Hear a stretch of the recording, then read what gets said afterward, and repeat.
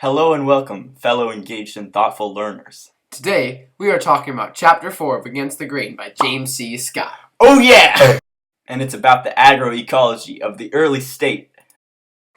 Many people have definitions of what they think a state is, one of which being a small embryonic town of sedentary foragers, cultivators, and pastoralists that manage their collective affairs and trade with the outside world. Another definition of a state is a territorial political unit that monopolizes the application of coercive force. But the author of this book, James C. Scott, has his own opinion of what makes a state. His definition is a walled community with tax collectors and officials. One of the first early states that follows Scott's definition of a state is the Great Walled Uruk from the Epic of Gilgamesh. This state had, quoted on page 120, evidence of substantial work gangs mobilized for agriculture and non-agricultural tasks, as well as standardized weights, measures, and bowls for rationing food.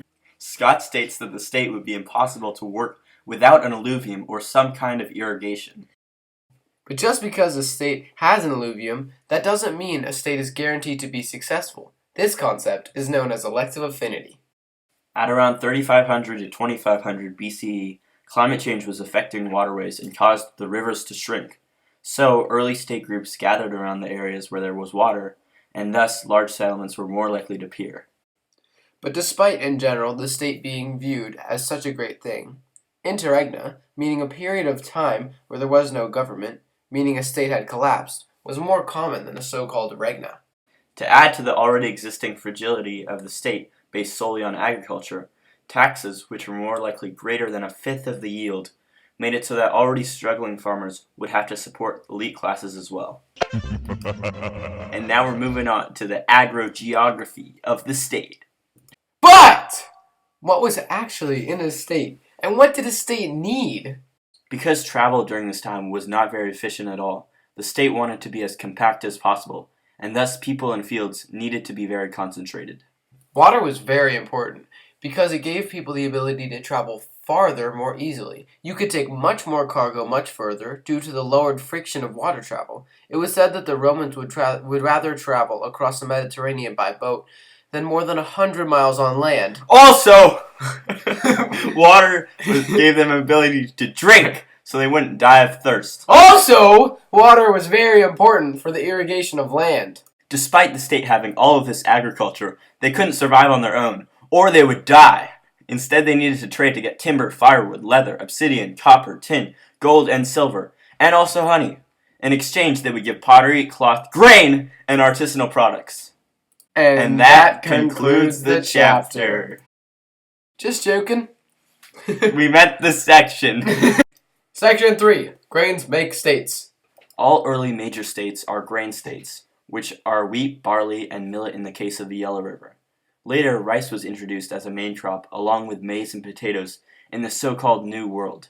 Grain states would only have one or two main crops that were distributed, grown, and taxed. But why no chickpea, lentil, peas, taro, soybean, sago, breadfruit, yams, cassava, potato, peanuts, and banana states? Because they aren't easily taxable, visible, divisible, accessible, storable, transportable, or rationable compared to grains like wheat and barley. Kill 'em! And millet. Cereal grains also ripen at the same time of the year. In ancient China, going along with the idea of taxing, they hated merchants because they were such a pain to tax.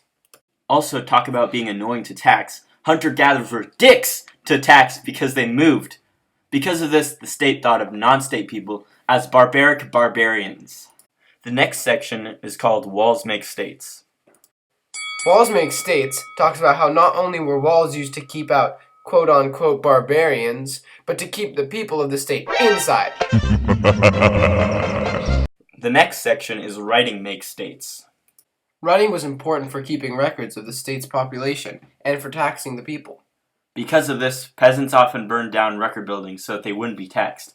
Big brain!